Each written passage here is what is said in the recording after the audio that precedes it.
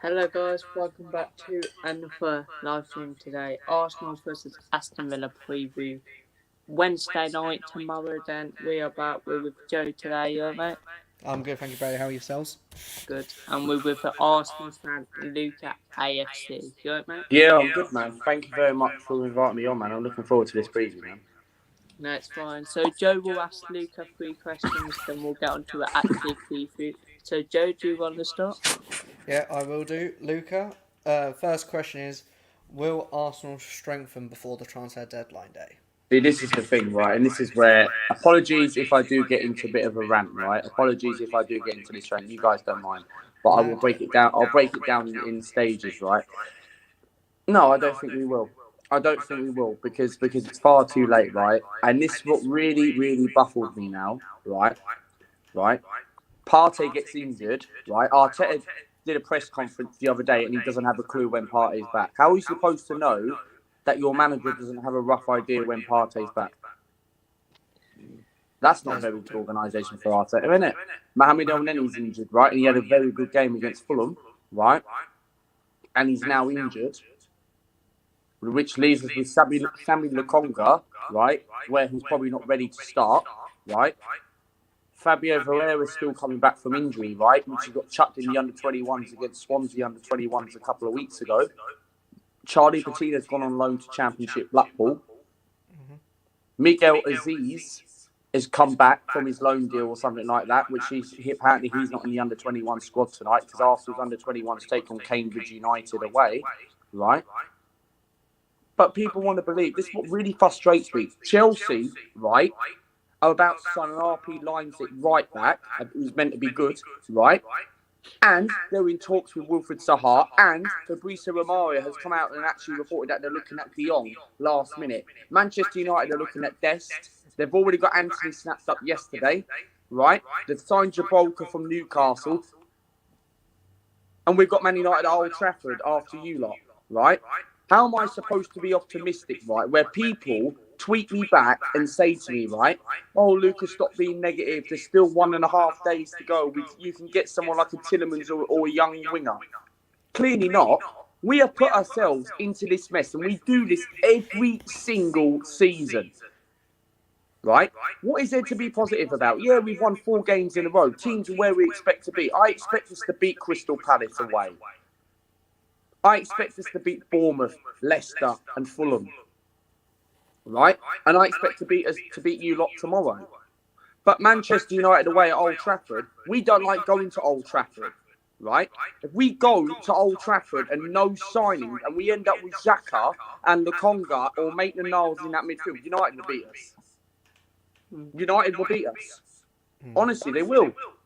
Because at the end of the day, Arsenal could be favourites to go on and win that game, despite Man United have had 2 easy victories, right? But it's not good enough. Edu is a big liar, right? And Arteta's a big liar. But people want to believe that Arteta and all this love fest, people believing that, oh yeah, Arteta's done well, you've got your business done, you've got Saliba in, you're top of the league at the moment. So what? Are people forgetting, right, that we haven't played anyone big and the big games are coming out now? We've got Manchester United on Sunday away at Old Trafford. 1 win in 16 years in the league at Old Trafford. How are we supposed to go to Old Trafford and beat this average Manchester United side, right, with no summer signings? And apparently I'm hearing that we're linked with Cody Gakpo from PSV Eindhoven. And he's all right. He's all right. I wouldn't mind taking him. But he's one for the future. Yet again, why have we not gone in and actually put 50 million for Neto? Why have we not gone in for Tillemans? Because Edu and Arteta believe that we've got Fabio Vieira when he gets fit. They believe we've got Sammy Lokonga. This is the same squad than last season, apart from a couple of additions. Zinchenko's not available for tomorrow night. Right? Yep. He probably ain't going to be fit for Sunday either. Right? So what are we supposed to do? And people believe that, oh yeah, Lucas, stop being negative. There's only a day and a half. You're doing very well. You might get top 4. Not really. Are people forgetting this could be the same old Arsenal, right? But all these Arteta people want to believe, right? Oh, he's doing fantastic. He's doing these wonder things. Well, clearly not.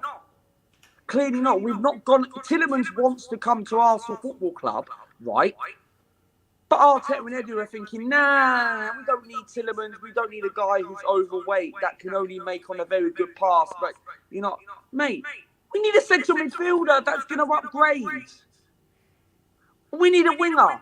What's the point, right? Sending Pepe out on loan where this manager, Arteta, killed Pepe's confidence, right? And he actually done well on... Okay, he didn't score on the weekend for Nice, right? Because they got lost to Marseille 3-0. But he actually played very well in that game.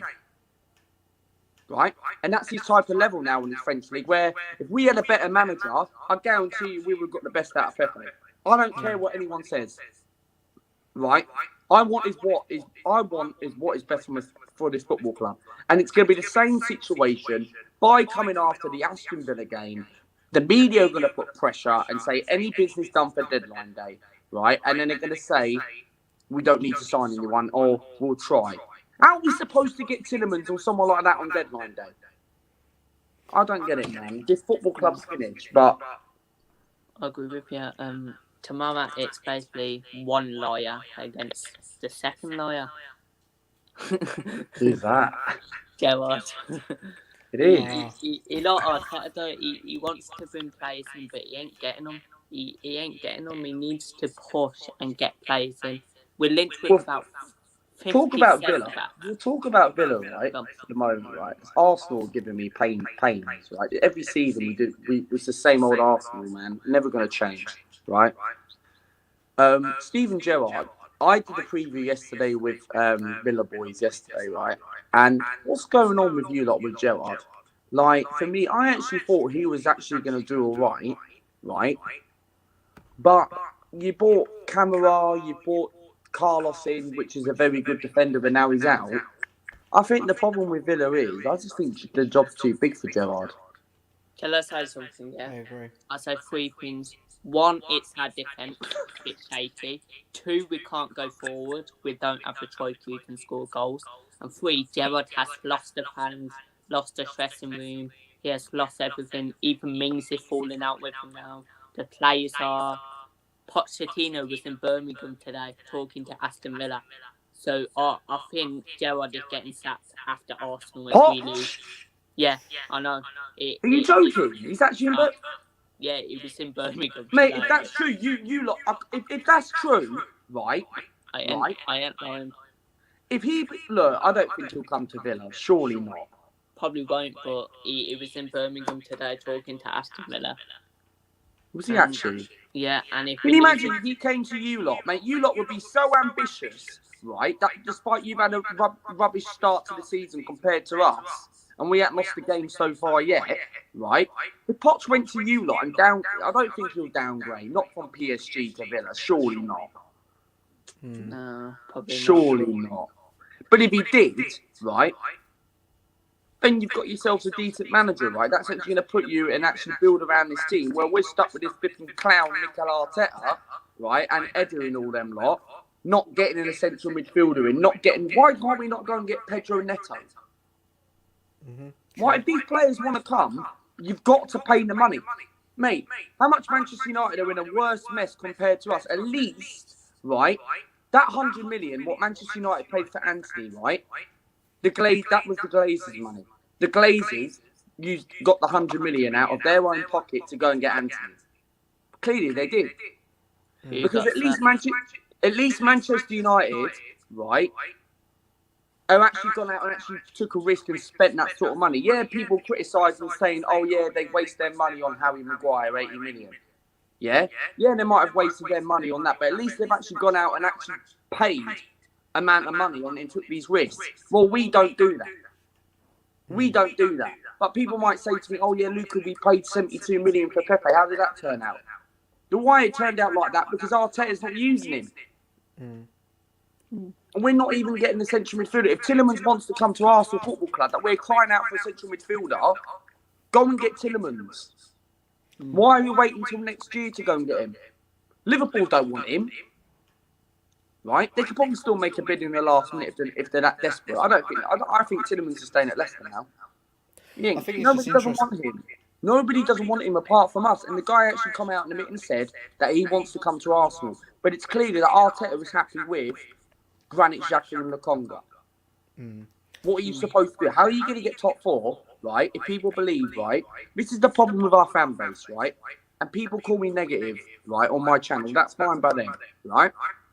But the problem with our fan base is that they need to wake up and realise and thinking that we don't get our final business done. We know how we deal with our transfers. We are very, very slow in the market. Manchester United, right?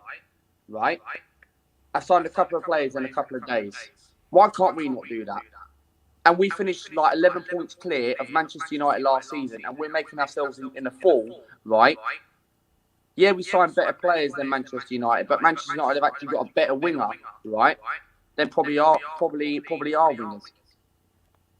Clearly, they have. Because I'll tell you why. Because at the end of the day, right, Manchester United have signed Jabolka. I don't think he's not all that, but he probably ain't a bad backup. They've signed Anthony, right? At least they're actually getting business done and getting their signings. Yeah, they might still need another striker, another defensive midfielder and that, but you never know, they might get someone in tomorrow, Thursday. They're not done yet. Yeah, I think it's I just don't know interesting. what's wrong with it, man. I think it's interesting though because obviously United and Leicester are playing on deadline day on the Thursday, so it all depends what's happening with Tielemans. Is he going to be in the squad? Because if he's in the squad, it's an indication that he is staying. If he's not in the squad, then it's like he's on the move. Where's he going to? But like you say, Luca, I do agree with you with what you said about Arteta and Arsenal. They are doing slow with the business. I think Tielemans, it cries out. Arsenal for me cry out Tielemans for me. And If anyone believes that Tielemans is going to come by Thursday, mate, I'll come out and and say, mate, you're a very, very brave, positive fan. I'll shake your hand off. But then it's also quite hard. It's also quite hard to do like the talks, and then obviously bring the player in and everything else. It's quite hard, especially for a day and a half. Because you, like I say, you got to agree on the personal terms, agree on the fee, you got to agree on the medical. You do all that, and then also you go. But how are you supposed to get that done within a day and a half? Well, there you go. People say someone tweeted me and said on Twitter, right? Oh, remember when we bought Ozil in, Luca? We triggered his release clause. Thomas Partey, we paid 45 million, and Eddie flew out to Madrid and went to go and get Partey like that. Yeah, but that's his release clause. Release clause goes Tielemans straight to don't the have a player. release clause. Yeah. And Release Leicester, clause goes straight to it. right, are demanding 35, 40 million for him. To me, I don't think he isn't worth that sort of money. He's half. He's half of that. He's at least a £25 million player. 15, 20. Yeah. So Because he's got a technically, year left in his contract. yeah. But Leicester are one of those clubs, right, that will end up demanding big money. Look at it. They've got money for Fofana. Are they getting a replacement? And clearly not. Yeah. Especially that Johnny Evans got injured as well. Next question, Luca. Sorry for this, by the way. That's all right, man. Sorry about it. Yeah. No. Mate, you're an Arsenal fan. I love Arsenal, your passion and everything. And same with Bailey. Yeah. Would you? This is also about Arteta. Would you, if you're Arteta, would you aim for top 4 or would you aim for the Europa League this season? Both. Both. But it's sounding like we should aim for the Europa League right now because we've got Partey out, we've got Mohamed El-Neni out as well, and we're very short in midfield. And for me, take those two out of the midfield, then our team isn't top 4, it's top 6, top 7. So, yeah. But I would probably want to aim for the Europa League and try and win it. Last question, Joe. Alright, last question as well. No worries. That's right, no worries, man. Where do you think Arsenal will finish at the end of the season, and what's your prediction for tomorrow's game? I'll start off with tomorrow's game first, and then I'll give you my thoughts where I think we'll finish. Tomorrow's game, we go into this game. I'll calm down and be a bit positive now, right? Tomorrow, I'm confident we can go into this game. We've got a very good record, kind of a good record against you. You've beaten us at the Emirates on a couple of occasions. Not only that, we're going to this game trying to aim 5 wins out of 5. Win tomorrow, we go top of the league, and we'll be top until the weekend. And then if we beat Man United away, then we end the weekend on top. But tomorrow's game, I'm confident we can beat you. We're at home. We're quite good at home at the Emirates against these teams. We give teams a very good game at home. When we play Liverpool, Man City, it don't turn out to plan. But no, I think we'll beat you tomorrow. I think we'll beat you. I think it'll be a very, very, very tight game. I think it'll be a similar score to when we beat Fulham. But you've got players who can beat us. And Gerrard's very, very, very under pressure. And he could tactical out Mikel Arteta. You've beaten us before. You've got McGinn, you've got Coutinho, you've got players who can actually get past the midfield. And depending on who's going to play in our midfield tomorrow, because Partey and El Neni are out for the game, which is a massive, massive boost for you lot now. So you could technically beat us tomorrow. And can you imagine if you do beat us tomorrow, the pressure on Arteta and Edu? What would the fan base be? Nothing. They'll just be positive and say, it's the first game. Well, technically, they shouldn't be positive because we're going to Manchester United at Old Trafford. So every time when we have a big team and we lose against a team where we expect to be, we'll go lose about 2 or 3 games and then we'll go on this amazing run and get our players back. And people can say, it feels like a new signing, that El Neni and Partey back. But no, I think we'll beat you tomorrow. I'm going to go for 2-1 Arsenal. I just think you lot are just not on particularly good form. You're still in a bit of a mess at the moment. To be honest, Luca, sorry for putting in. I would actually take a 2-1 loss. At least we give you a game. At least I think he will give us a good game. I thought Fulham played very well on the weekend, right? We were very, very lucky to win the game. Because I thought Nketiah played really, really well. Some fans who I know, outside of YouTube, not going to name people, right, clearly said that Nketiah didn't play very, very well. And that's fine. That's fine. That's people's opinion. I thought Nketiah played very well because I thought he contributed. I thought he was a game changer. Yeah, he missed a hatful of chances, but he still played very well. So how are we going to make changes? Because for me, but after the Fulham game, right, we had a fully fit squad near enough, and now we've got all these midfielders. We would have to make changes, but who's going to play in the midfield? Because it's going to be very interesting. It'll have to be Xhaka and Sambi Lokonga, or Maitland-Niles and Xhaka. Because Zinchenko ain't available, otherwise we would have played Zinchenko in midfield alongside Granit. So I don't know who's going to play, but finishing wise, 5th or 6th. 5th or 6th. Yeah. Okay, well, thank you, Luca, for the 3 questions. Sorry, they're a bit short. Obviously, you've got to go somewhere, so I didn't want you to think, oh, God, he's taking forever here. No. Sorry, no, it's fine. Let's get on to actually preview them. Arsenal taking on Aston Villa tomorrow. I can stay till about 15:15. Yeah, that's fine. Yeah. I think Gerrard will get sacked after this game. I think we'll get battered. I don't think we'll try. We might score, but let's go with starting 11s. For us, I'm going in goal, Emi Martinez, back against his whole club. I would love it if he goes to Villa away and tap his jumper and kiss it. I would literally love that. He did it at Villa Park last season, so if he does it this season, I would just love it. But anyway, right back, Matty Cash, 2 centre-backs. People thinking, put Mings and Konsa. No, I ain't having Konsa in that centre-back role. Mings and Callum Chambers against this old club as well. I think he's been really... I think you might ask me a question about him. How is Callum Chambers doing? He actually been good. We played him against... who did we play last game? West Ham. And he was really good. No, he couldn't do anything for their goal because it deflected off them as we Konsa, so no one really could do with their goal. But yeah, I think he's been really good for us. I think we need to give him time. I will play him and Tyrone Mings. Everyone wants to play Callum Chambers, but we'll see what Gerrard says. So I'll put Tyrone Mings and Chambers in that centre-back role. Left back, Lucas Digne. Midfield, I'll go Kamara, Jacob Ramsey and John McGinn. I would actually swap Coutinho. Front 3, I think we'll beat you with this front 3 if we play it, but he won't. But I'll go with this front 3 anyway. Emi Buendia, Ollie Watkins and Leon Bailey. I think we can. I think we can beat you with that front three, but we'll see what happens. What's your starting 11 then? For me, I'll go with Ramsdale in goal. Ben White, Saliba, Gabriel, Kieran Tierney.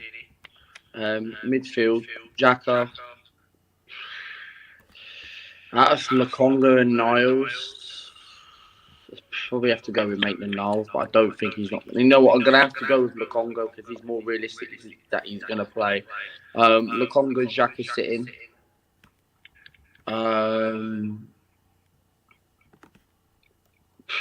Martin Odegaard.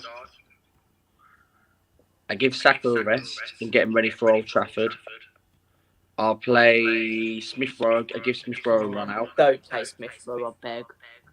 He scored fastest last time. Yes. And then I'll play.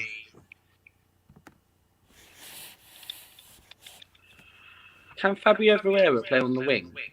I'm pretty sure he can. Yeah, I think he can. So if he can off, I'd probably throw him. Maybe, I don't know. Actually, no, go with Martinelli, go with Smith Rowe, and then Gabriel Jesus up top. Okay, and people bagging Jesus to get a hat trick tomorrow. If see. he does that, I've got him. Does he have a very good record against Villa when he was at Man City? He did really play against us, to be fair. But people think he'll bag a hat trick against us tomorrow. But Arsenal then versus Aston Villa. Aston Villa coming into this off a 1-0 defeat against West Ham. What we don't deserve to lose, but we couldn't put a shall we say we scored a goal, but it didn't count, of course. Arsenal, of course, coming off with a 2-1 win against Fulham. I wouldn't say he was great, but I think he was okay, if you know what I mean. Both teams come off these with Arsenal, of course, coming off with an unbeaten run. Villa, pressure on Gerrard now. 9 backup staff got sacked, apparently, I've heard. So Gerrard, will he leave? Will he be sacked after this game if we lose it? Because we've got Man City on Saturday. And the only good thing against Man City is that Jack Grealish will not be fit on Saturday. So That's a good thing. That's one good thing to put. But bad news, will Haaland probably bag 4 goals past. Are you away to Man City? No, home. Home. So predictions then. Let go with you two then. I'll go with mine. And Joe, prediction. And goal I'm scorers. going to go 3-1 Arsenal. Goal scorers. Smith Rowe, Jesus, and I'll probably go Nketiah. For Villa. Jacob Ramsey. Okay, and Luca. 2-1 Arsenal. Goal scorers. Gabriel Jesus. I do think he's going to play Saka. I do think he will, but for me, I'd probably go with Saka. Yeah, for Villa. Villa. Coutinho. Okay, so you said 3-1, you said 2-1. I'm going a cheeky 1-1 draw. Have to stay positive on my channel. So I did say 4-1 Arsenal yesterday, but I'm going positive. The day before the match, you have to stay positive. 1-1. Goal scorers for both teams. For Arsenal, going to be Smith Rowe, innit? Even if he comes off the bench, it'll be Smith Rowe. And for us, why not give Callum Chambers a goal against his old club? Will he celebrate? Probably not, but yeah, Callum Chambers, screamer. Play. Martinez is going to be very difficult to break down because sometimes when I always expect, of course, I always feel like we're going to beat you, but there's parts of me thinking Martinez could have a very good game, stop Arsenal from scoring. And Leno almost done that. I was going to say that's why that's why I put in the comments about you, Leno, with against Fulham. You did in your stream because I thought, Leno might have something to say about it. Yeah. But yeah, no, I just thought. Well, Emi Martinez hopefully keeps the clean sheet. By the way, I'm saying 3 scores actually. So my head goes 4-1 Arsenal. My leg goes 2-0 Arsenal. my heart says a 1-1, so we ain't winning. but I shall be positive. Jamie said, and 2-1 Arsenal, Jesus and Smithrow for Arsenal and Leon Bailey. If Callum Chambers score or even Emi Martinez last minute winner from a corner, I'm going Nims. But Luca and Joe, thanks for joining me, man. No worries, man. I got to go now. So I hope you enjoyed the game tomorrow, Luca. And yeah, man. Tomorrow I'm doing my match reaction. Tomorrow, probably around 10 o'clock, just after 10 o'clock. Okay, I will message you after the game, and hopefully I'm in a good mood. But if we lose, Gerrard out. We want Gerrard out. Steve Gerrard is. We want Gerrard out. I think it's Angus Stewart. Steve Gerrard. He slipped on his fucking arm. He gives it to Denver, bro. I don't know why I'm thinking that. I'm a bit of a but. Yeah, I was gonna say. But I hope you think that, and I hope you beat us tomorrow. To be fair, because I want this clown out of our football club. But yeah, 1-1 draw. Thanks for joining us, and I will see you on the next live stream. Peace out. Thanks, Joe. Bye, guys. Up the bloody Villa.